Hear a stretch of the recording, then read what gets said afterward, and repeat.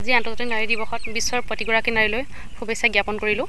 হয়, আজি আন্তৰ্জাতিক নাৰী দিৱসত আমি নাৰী হিচাপে জন্ম কৰি নিজকে গৌৰৱ কৰোঁ। ভাবিছিলোঁ মাজতে দেখোঁ নিউজবিলাকত নিৰ্যাতিত কিছুমান ঘটনা দেখিবলৈ ভাবিছিলোঁ মানে ছোৱালী হিচাপে জন্মগ্ৰহণ কৰি কিবা ভুলেই কৰিলোঁ নেকি, ল'ৰা হ'ব লাগিছিলে, তেতিয়া আমিও সমানে সমানে আগবাঢ়ি যাব পাৰিলোহেঁতেন। কিন্তু বৰ্তমান সময়ত মানুহৰ চিন্তাধাৰা বহুত সলনি হৈছে। মানুহে ছোৱালীখিনিকো ইমানেই অধিকাৰ দিছে, ল'ৰাহঁতে কান্ধত কান্ধ মিলাই খোজকাঢ়ি যাব পৰাকৈ সাহস দিছে, অধিকাৰ দিছে। আৰু এনেকুৱা আগতে ভাবিছিলোঁ যে কি যিবিলাক নিউজ দেখিবলৈ পাওঁ তেতিয়া ভাবোঁ মানে কি ওলাই যাবলৈ ভয় লাগিছিলে। কথাবিলাক শুনিলে মাহঁতে দেউতা ঘৰত চিন্তা কৰে, ছোৱালী হিচাপে ডিউটি কৰি আছে, কিবা হৈছে নেকি খবৰ লৈ থাকে। কিন্তু এতিয়া দেউতাহঁতে এনেকুৱা নহয়, চিন্তাধাৰা বহুত সলনি হৈছে। হয়, তাৰ মাজত মানুহ থাকে, ভাল বেয়া থাকিব মানুহ, কিছুমান পুৰুষ আছে এতিয়াও নিৰ্যাতিত কৰে।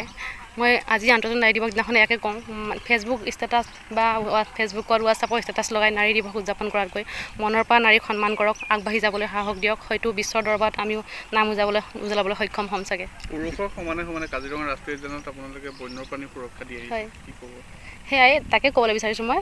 মানে আগতে যিখিনি আছিলে মানে ছোৱালী হিচাপে জংঘলত যোৱাটো বেয়া, ল'ৰাৰ লগত জংঘলত মানে বহুত ধৰণৰ চিন্তাধাৰা থাকে।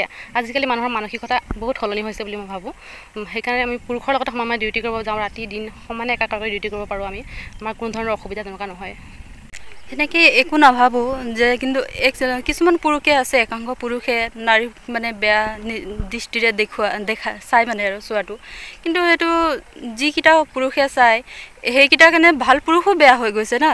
কিন্তু আমি এতিয়া ইয়াত কৰ্মক্ষেত্ৰত কাজিৰঙাত যিহেতু ডিউটি কৰোঁ, ল'ৰাকেইটাই আমি যিটো ডিউটি কৰোঁ, আমাৰ গুৰুজীহঁতে আমাক ভাল দৃষ্টিৰে চাই, আমাক ডিউটি কৰিও ভাল লাগে যে নহয় আমি আজি ডিউটি কৰিছোঁ, নিজকে গৌৰৱ বুলি মানি লওঁ যে আমি কাজিৰঙাত ডিউটি কৰিছোঁ, কিমান ভাল লাগে।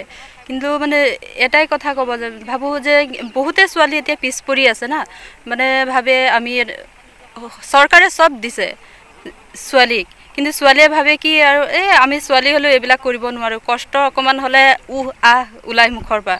কিন্তু সেইটো নহয়, আমি কৰিবই লাগিব, নিজৰ কৰ্তব্য নিজে পালন কৰিবই লাগিব।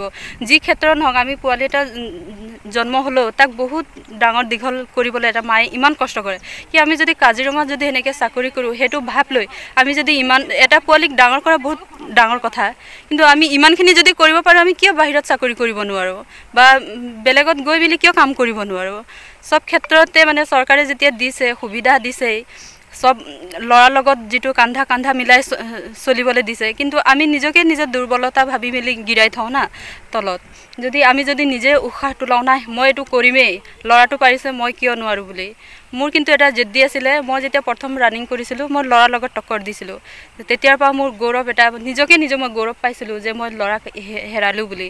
আৰু গুৰুজীহঁতেও তাত মোক বহুত মানে উৎসাহ দিছিলে।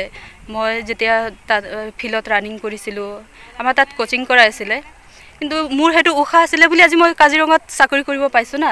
যদি মোৰ সেইটো পিছ পৰি গ'লোঁ হয়, ল'ৰাকেইটাৰ লগত মইনো কি যাম ৰানিং কৰিবলৈ বা প্ৰেক্টিছ কৰিবলৈ, মোক লাজে লাগে। মই যদি এইটো অনুভৱ কৰিলোঁ হয়, তেনেহ'লে আজি মই কাজিৰঙাত চাকৰি কৰিব নোৱাৰিলোঁ হয়।